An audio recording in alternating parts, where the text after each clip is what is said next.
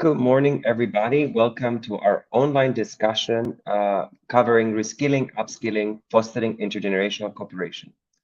First, let me introduce myself. My name is Panagiotis. I work for UNICA, the network of universities from the capitals of Europe. I'll be moderating our discussion today. And with me, I have Maria from the European Youth Forum. She's a board member.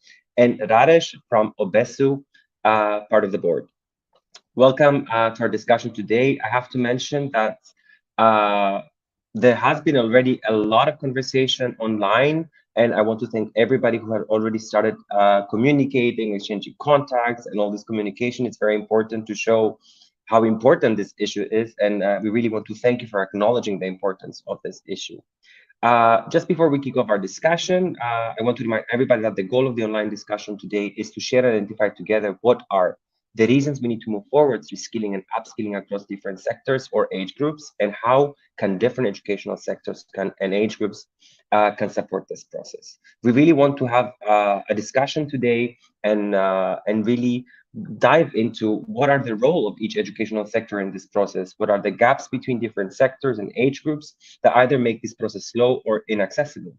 Which are the ways to support workers and employers in this process? And of course, at the core of our discussion is how we can support different generations in empowering each other in this common process.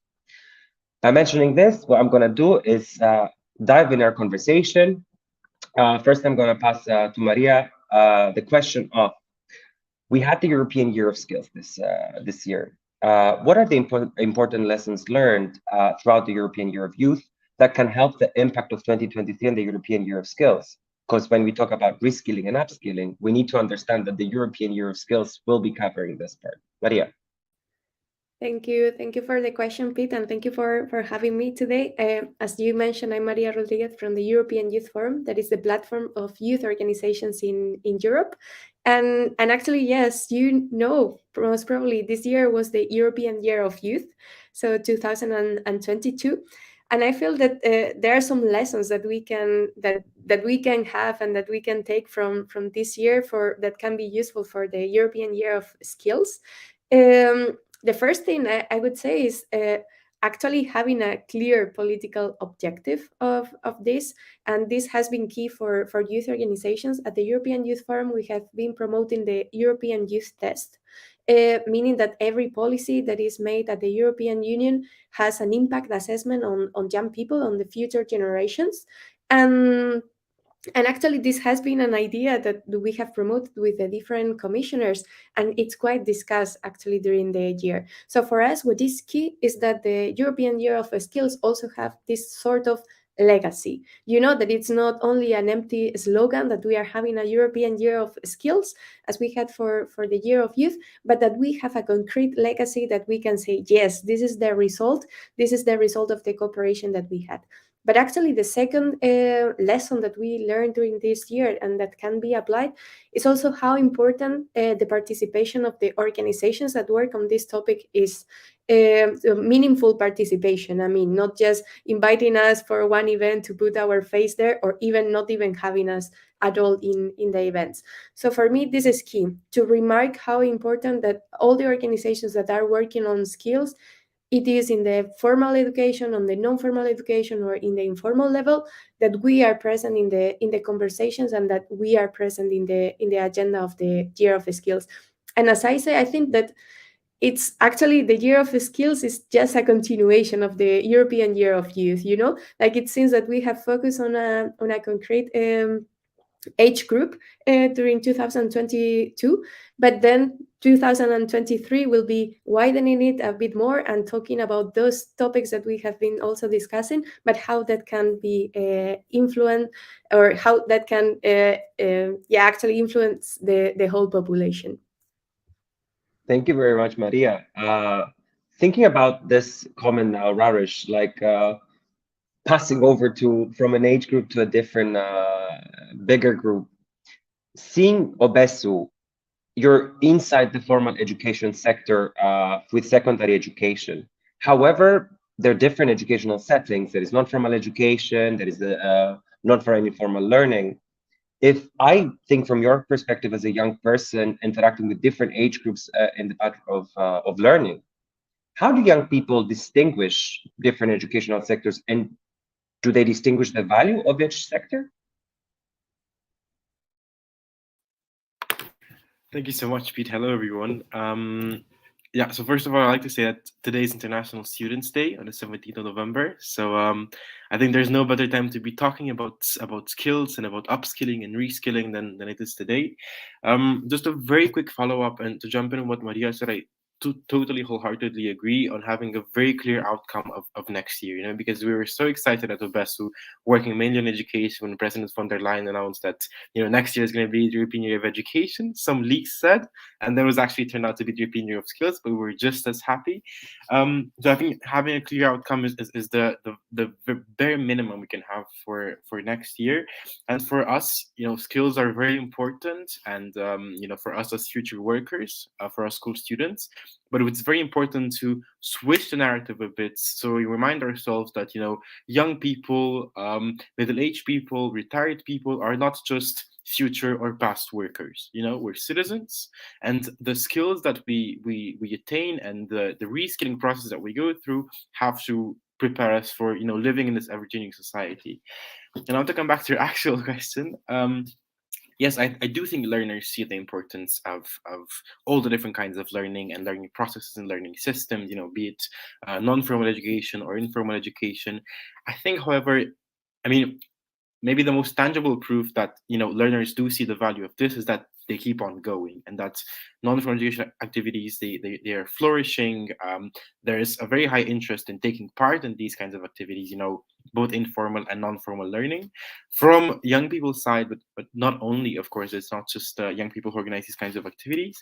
I think, however, the issue that we face right now is trying to help policymakers understand just how important these kinds of learning activities are in this process of, you know, the green and digital transition, and providing learners with skills that they could otherwise not obtain from very formal, very rigid educational systems, which are only focused on, you know, knowledge and that's it, without having a look towards skills. So I think right now, having this point in mind, the European Year of Skills should look a bit more towards what, for example, non-formal education has to offer. And we should put back on the agenda the topic of, you know, recognition and validation of non-formal learning as a main driver of this reskilling and upskilling process. So I think having all these things in mind, next year is going to maybe give, not maybe, it's definitely going to give us window of opportunity to be able to talk and walk through all of these topics, and yeah, to urge policymakers to put their money and their agendas and their decisions where their words are. Thank you very much, Rareș. You're giving me a great pass for the next topics of discussion, but you're talking about the green agenda, etc. And I'm thinking that a lot of people will be pushed into the need of reskilling and upskilling. But as you're both representing young people, what are young people's key contributions in the process of reskilling and upskilling? Let's start with Maria, and then Rareș, you can take the floor. Yeah, we'll focus actually on what's the role of youth organizations in upskilling and reskilling, because actually we are a school of soft skills, I would say, right? Like when participating in youth organizations, we are constantly learning new things.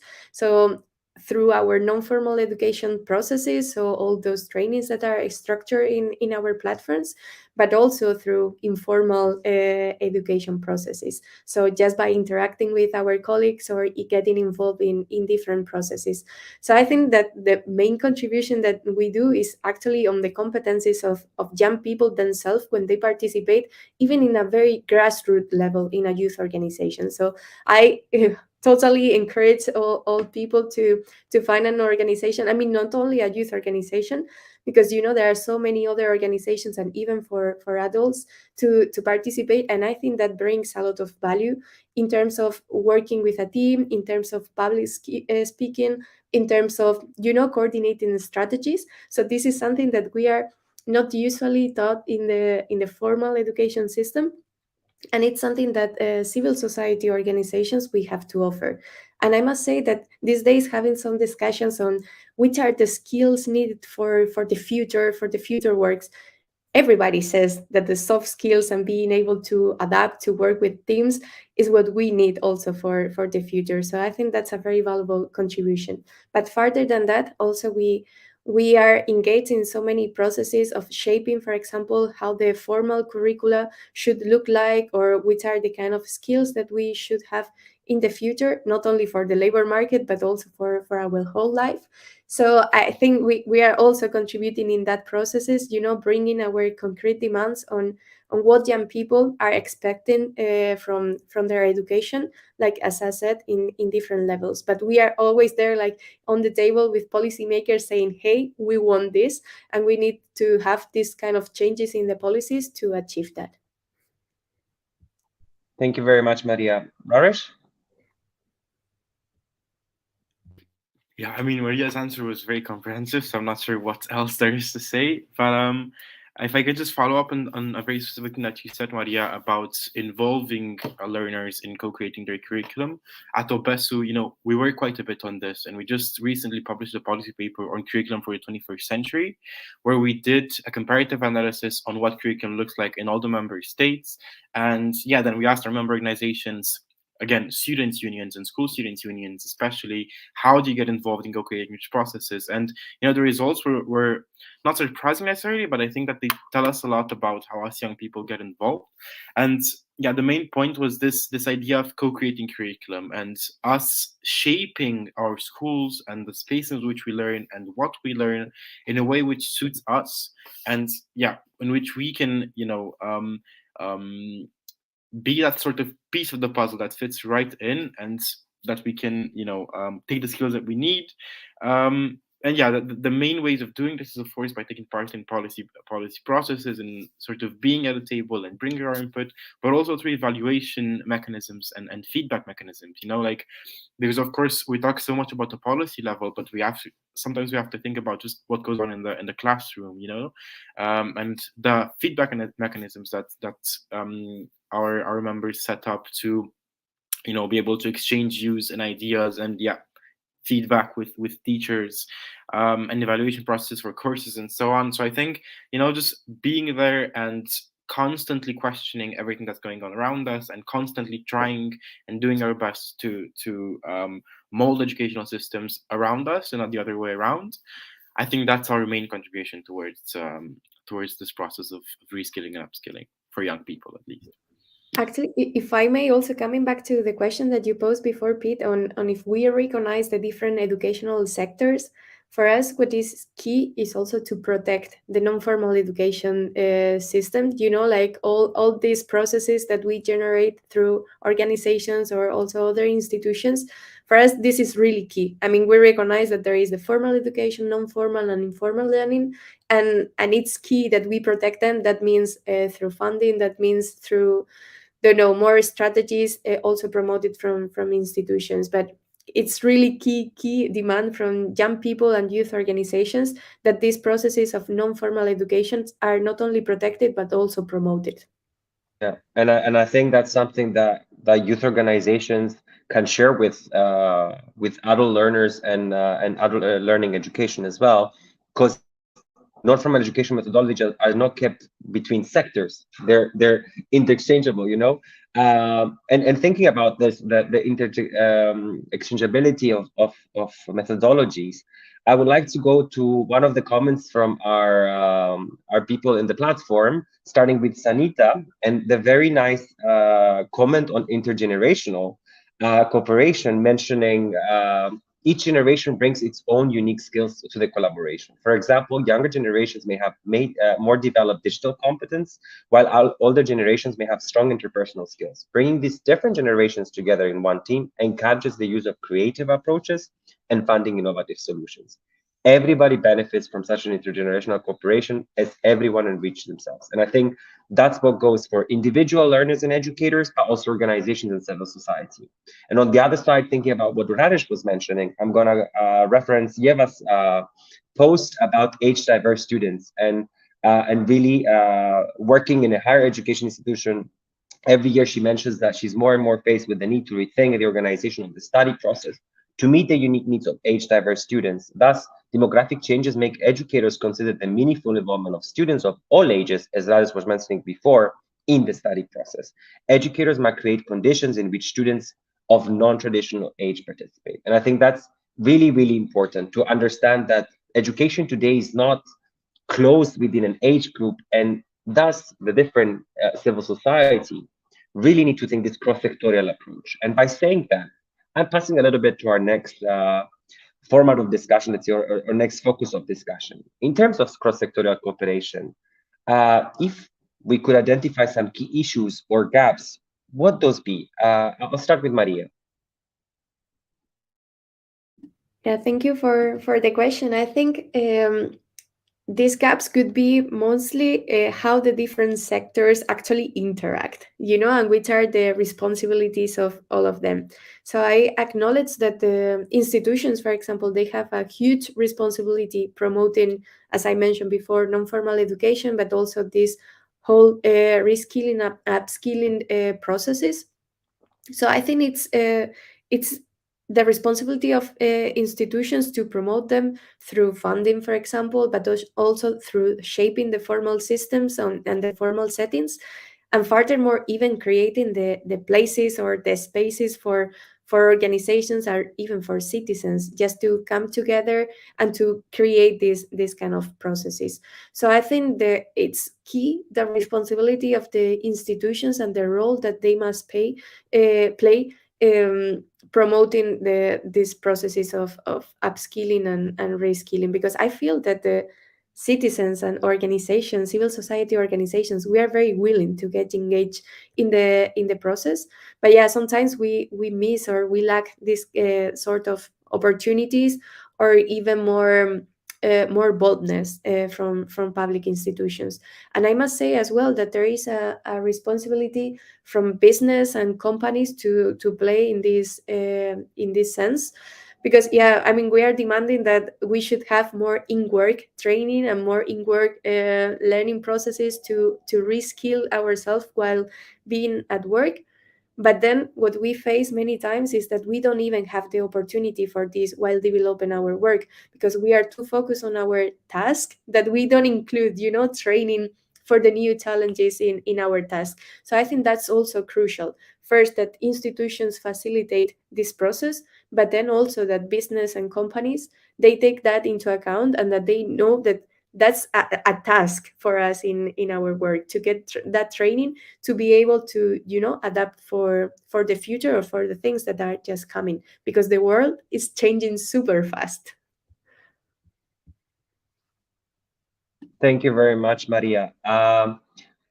Thinking about the world is changing too much, I'm going to ask Rareș, there is in this change the transition from high school, formal education, to higher education or employment. In your perspective, what mechanisms are there in this everlasting change, that we need, or that employers and employees need? Is there something to learn from processes from these different age groups? Like, think back on my time that I left school, I had to do the army service, and then I had to go to university. So there were some skills and competences that I had to look back and say, okay, this thing in the army, I'm not pro-army personally, but there were things that I've learned, the interpersonal skills, etc. So what's in your perspective, like what mechanisms do we need, or what we should take into account in this transition from formal setting to another formal setting, or to employer to the labor market? Rareș, go ahead, please. Yes. So just as you're making a habit out of it, so I'm just gonna get down very quickly on what Maria said and really second that, because I feel like I started having my first jobs a couple of years ago, and what I've noticed is that you cannot try to perfect yourself or to engage in upskilling if you have no hours allocated for that from your employer, or no like monthly or yearly days for training and so on. So sometimes it's even just this very purely technical and legal constraint of not being able to take days off, or something of the sort. So yes, about this transition, so it's something we really focus on at OBESSU. And this transition towards higher education most often and or towards the labor markets sometimes. And what we've noticed and what we really advocate for is very clear career counseling, because sometimes, you know, we see school students leaving secondary education, higher secondary education, to go maybe towards university or to become integrated in the labor market, but they have no idea what to do because they did not benefit from, you know, quality, consistent, meaningful career counseling in their earlier learning stages. And yeah, at the end of the day, what will happen is that we will have a pool of workers or of learners in higher education about whom or to whom we cannot, you know, preach about upskilling and reskilling because they're not in the right place to do that, you know, or they're not in a place, be it a learning environment or a working environment, that can actually foster this reskilling and upskilling process. So I think the main point here is, yeah, to have very clear counseling and career guidance from a very early age, you know, for learners to be able to have it very clear, you know, in their heads or sort of in their life paths, what they want to do, how they want to do it, and to also have assistance, you know, for choosing this path. And this does not only apply to young people, because, you know, at some point, you know, when you grow a bit older, maybe you're in your job and you want to switch career paths, and you still need this career counseling to understand what would best fit you, what synergies you could create with the skills you already have as an experienced worker. So I think, you know, this core topic and core concept of early, meaningful, continuous counseling and career guidance is the most important mechanism, you know, when we talk about transition from secondary to higher education and towards the labor market as well. Absolutely. Thank you very much, Rareș. I think it's very important to mention career guidance, and especially in the framework of out of formal settings. Career guidance as a service, as a public service, accessible, because there's also the matter of people leaving formal settings and people in socially excluded backgrounds or in non-privileged spaces, which they need services and organizations which can provide this guidance, either in reskilling and upskilling on their career path. So it's very important to acknowledge that that doesn't have an age group, that goes across the board. After this, if Maria, you want to comment, or else I can read some of our messages that we have from the people in the platform. Okay. I just want to refer to the message we have from Iveta. Iveta mentions about the age diverse students. I missed the thing. So skills recognition and validation and senior learners. Iveta mentions about reskilling and upskilling being an important process in education, but we also think about senior reskilling and upskilling. And it's what we were mentioning, really thinking about different life paths and different backgrounds in really on the guidance and participation part. And on this part, we have what about the seniors having competences obtained during their lifetime and professional career, but are not formally certified or recognized. And she mentions an example in Portugal. And I think we're going to cross up in the next set of questions.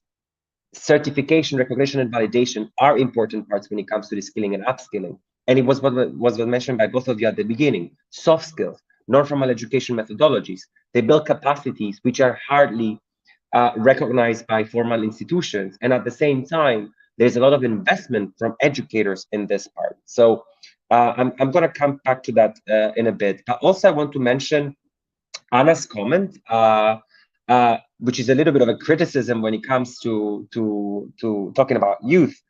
We're still focusing more on young people and Generation Z, which is critical. But I'm a big fan of multi-generational teams. I think we don't explore them enough, and they have a huge potential. They offer great opportunities for learning and intergenerational knowledge transfer. Empowering each other is crucial, but also concentrating on their strengths and building on instead of escalating differences. And I think that that's a really part of polarization of different generations, and really we need to see more opportunities at local, national, and European level where this cooperation and this multi-generational teams and meeting points happen. And thus, I'm going to go a little bit on the part of another question we got from one of our participants in the platform, Aida. Aida asks, and this is very important. We talk a lot about the significance of different education sectors. We mention about different transitions, etc.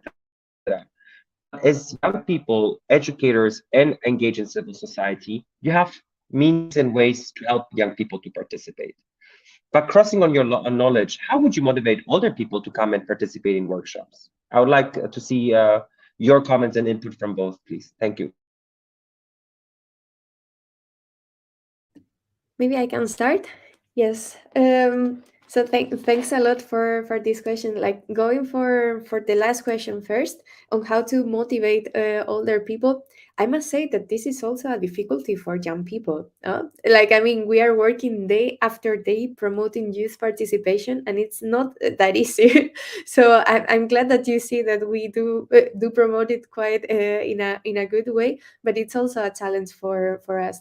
For me, the key things are having the spaces for the participation, so you know that also people can relate participation to some concrete places that they can go. So so it's important, for example, that in the city councils that there are like some don't know, even physical spaces, room where things are happening, with where civil society organizations are meeting.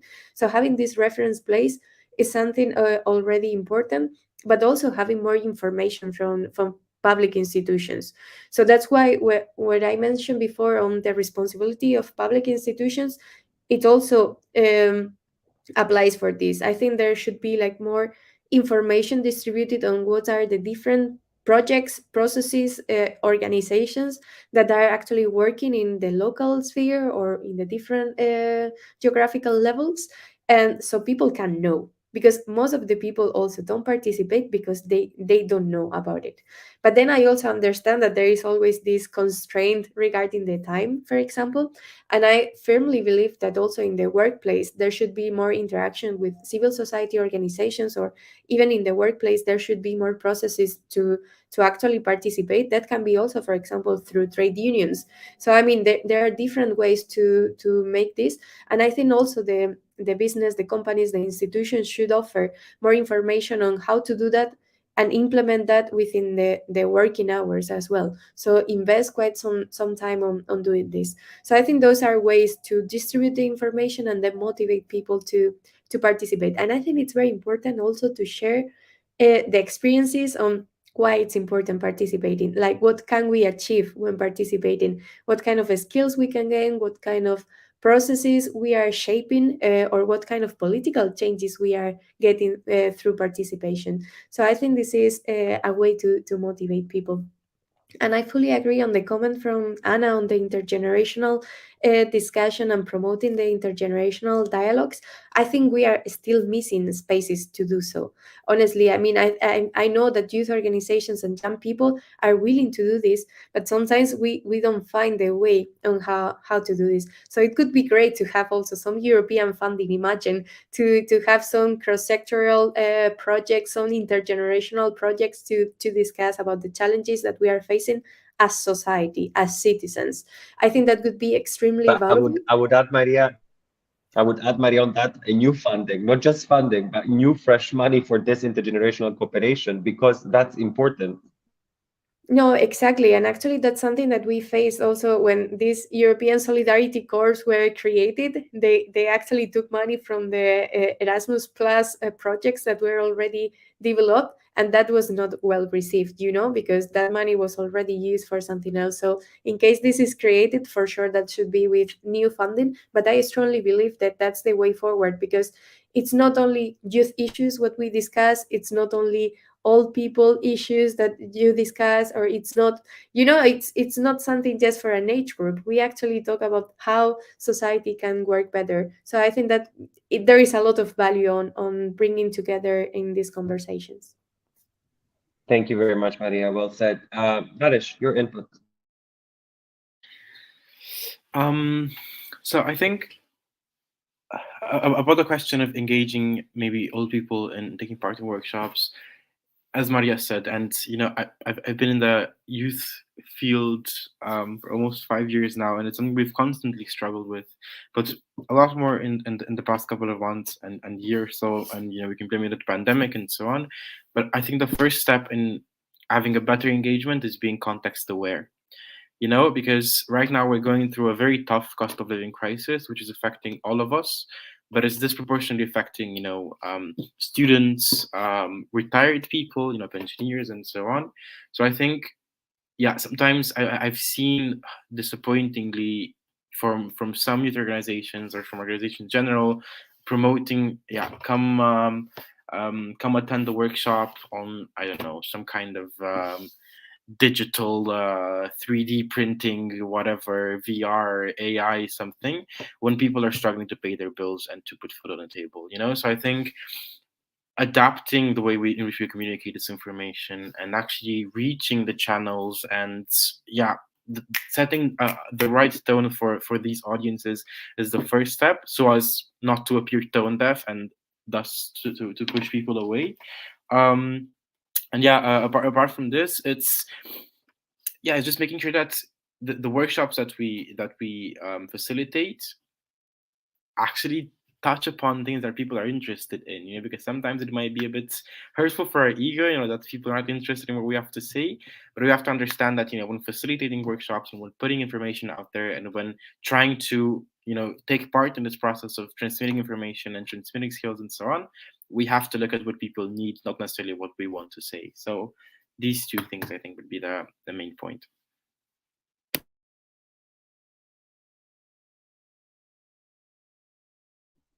Thank you very much. I think it's quite important to see that these are some of the ways that we really need to put things in place with what Maria was mentioning and the questions you covered before, and what Rareș is saying.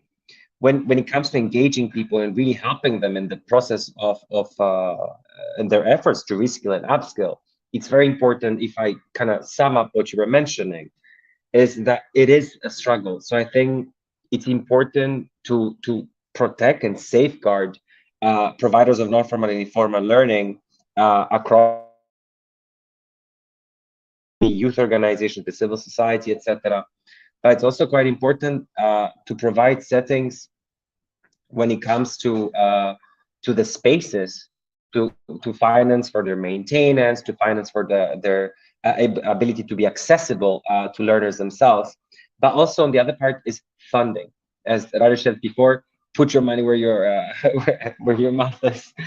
In a way, it's very important to understand that in cases post-pandemic, honestly, and I'm jumping in a little bit as an intervention from my side. Post-pandemic, we did see a lot of challenges when it comes to funding of organizations, accessibility to organizations, capacity to participate online, not only by knowledge, the digital skills, but also the technology accessibility, if I have the technology to do so. And we did see an intergenerational cooperation on that part. We saw young people using their devices with people of certain ages that couldn't or didn't have access to. And that's some learning moments that we have. And it's very important to not let our short-term memory as a humankind to let us forget this intergenerational cooperation. There is really an approach of coming together for the sake of each other's health, for the sake of each other's well-being. And I want to pass a little bit to the last round of questions that I have, as we did cover some parts when it comes to what do we need to put in place. And I think the most important part is for authorities and formal education providers to really work with us in the non-formal and informal settings. But thinking of yourselves in your respective fields, how should we and different generations themselves support each other? We're talking about the educational sectors, we're talking about different learners, different educators, but what could be done to empower this intergenerational cooperation in this process? Maria, start off, please. For me, having more spaces to change. Like I feel that there is not yet still like this promotion of intergenerational dialogue. I mean, it doesn't need to be called like that, but having people from different ages in the same room discussing this thing. And And I think this is also relevant in the workplace, for example. So having like the workers, having the employees, having even institutions in the same room and talking which are the needs that are identified in this process. I think having this kind of dialogue is extremely necessary and extremely useful to shape better the policies for reskilling and what the company should do, what the institutions should do, or even what's the personal responsibility of everyone. Seeing this in my personal sphere, I'm a researcher, I'm a PhD student, and actually the interaction with my supervisor, other professors, with master students, it's kind of crucial in the work in academia. So I'm quite happy that I can have these spaces, but it's not even always easy to prompt or to start a conversation on the challenges that we are facing. So for sure we talk about research and our particular research topics, but there is much more, how to face the processes. So there are some sort of conversations that we are not always having, and I think we should, because we all could learn a lot on that. So yeah, in my personal field, I think that's also what I take and what I try to promote. Very nice. Thank you very much, Maria. Rareș? Yeah, just again, seconding what Maria said about having more spaces to exchange, because at the end of the day, I think we understand that we're not that different. I mean, sure, maybe we know how to use Instagram a bit better or something of the sort, but there is not a fundamental difference between what we know, what we can do, what we can learn. So I think this part of having more common spaces, I really agree with that, and to be able to understand each other better, to be able to knock down some of the barriers that sort of make it impossible to reach across this age gap. And then I think we talk about reskilling and upskilling, and we began our discussion through a policy perspective. And my experience is that the most common form of intergenerational dialogue, although as Maria said, maybe we should stop calling it that way sometimes, it was indeed in the policymaking process, because right now I think it was actually the Youth Forum that's published a number. I think it was that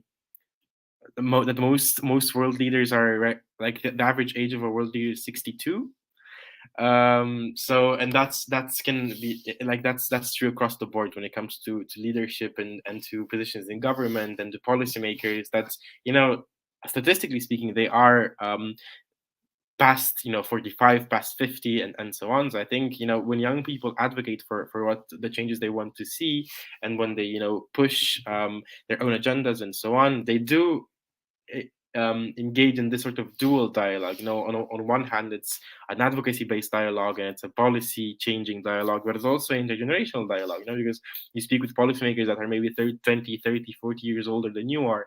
So I think it's, we have our ways of doing it, even if we don't call it that. I think it still happens on a daily basis. But yeah, this topic of having more spaces where we just exchange ideas together, I think is very important, as Maria said. Thank you very much, Rareș. So we're slowly approaching towards the end, but I saw a really nice comment by Anita when it comes to the comment of Rareș about the curricula. She mentions she fully supports the idea of co-creating the curriculum by engaging students in designing their education curriculum. Discussion about the goals of the learning and how to achieve them. For example, selecting topics to dive in deeper, methods, tasks, and practical experiences to enrich the learning experience will be very motivating and helping to engage students in the learning process, in line with the idea of the student-centered learning. And I think we should have in every learning process the learner in the center, because they can adapt in these mentions, in these examples that Anita is mentioning. I think that's pivotal when it comes to learning in education, that these people are in the center, but also support is given to educators to achieve that. So I want to mention to everybody that we really wish after this to have the kickoff officially, let's say after the online discussion we just had, the online reading discussion with the proposed questions I mentioned at the beginning. And I would really like to see, as I'll be following, your comments, your ideas, your practices really shared in EPALE. We saw some already happening with exchange of contacts, etc. And I think having this platform and having this opportunity between different stakeholders and educators to share, because sometimes what we just need to do to get inspired is share. But Saying this, and before closing and thanking both Maria and Rareș, I'll give them a short time to kind of wrap up or share something that they believe should be mentioned before we close. Rareș first, and then we close with Maria. Yes, so as I mentioned, today is International Students' Day. And yeah, on every single International Students' Day, as we progress through the years, we look towards different themes. And this year's theme for us at OBESSU is how the students' movement has evolved in the past years, but not only in the past 5, 10, 15 years, but ever since the Second World War, when the students' movement actually started in Prague and so on, and how this movement has been a driver of change. And when we look back towards our generations and the past generations, we cannot help but feel grateful, for all the steps that they've laid for us and for all the amazing things that they've built, on which, we can build even further now. So I think maybe I wouldn't deem it as so important so as to define each of our perspectives in intergenerational dialogue, but for me, at least, it just shows how much intergenerational dialogue is present in our day-to-day lives, even when we don't call it as such. And just the fact that we are here in part thanks to what the past generations have done and have achieved. And I think right now, looking towards the future, it's we're not getting any younger, right? So we're only gonna become more mature from now on. So I think it's the point I'm trying to make is that this dialogue will keep on going, regardless of what happens, regardless of what we do, regardless of what year of skills, year of youth, or anything else that we go through. But I think we should try to knock down stereotypes and prejudices from both sides, when looking towards each other, and understand that at the end of the day, in the big scheme of things, we're not that different. So the main point is trying to see past these superficial kind of differences or quasi differences. Thank you very much, Rareș. Thank you very much. Maria, last comment. Yes, I will end as I started. Actually, we are approaching the year of skills, which means that now we have this opportunity for a more intergenerational dialogue. We need to make sure that we all are included in this debate, in this discussion in this year, that we have proper representation of the different sectors of society that are engaged in developing and strengthening skills. So I really hope that this year will serve us, all of us, for this. Again, it's very important that we have a legacy of the year, so let's think about this. I totally support the system of recognition and validation of skills, and I think that's something very cross-cutting across a society. So let's work for that together. And I want once more stress the idea that for developing these skills, especially in the non-formal education sector or in the informal learning, we also need this funding. We need support, we need the spaces, we need the responsibility of the institutions to be developed. So we really need that support, as well as civil society organizations. I think now we have a key opportunity with the Recovery and Resilience Facility that is actually very focused on reskilling and upskilling. So let's take this opportunity as civil society organizations and as citizens to engage in this process. But again, I also believe that this is a fight that we are having together. So it's not only about elderly people, it's not only about young people, but it's something cross-sectoral in society. So let's do this together. Thank you very much, Maria. So wrapping up this amazing discussion, I want to thank both Rareș and Maria and your respective organizations. I want to thank EPALE for hosting and allowing us to have the opportunity to have this discussion. It's really important to allow exchange of ideas and perspectives from different age groups, from different backgrounds. It's very important to understand that education comes in diverse ways and colors, and it's very important that we let these colors meet and create a rainbow of learning, and I think with this, I really look forward for the discussion on the online platform, and to see ideas, questions, and other parts flourishing, let's say, in the rest part of the day. Thank you again, all of you that you were commenting, that you're engaged, and keep continuing commenting and sharing your ideas. Thank you again, Maria. Thank you, EPALE, and we'll be seeing you online through the chat. Thank you very much, everybody. Have a nice day. Thank you. Ciao, ciao. Ciao, ciao. Bye.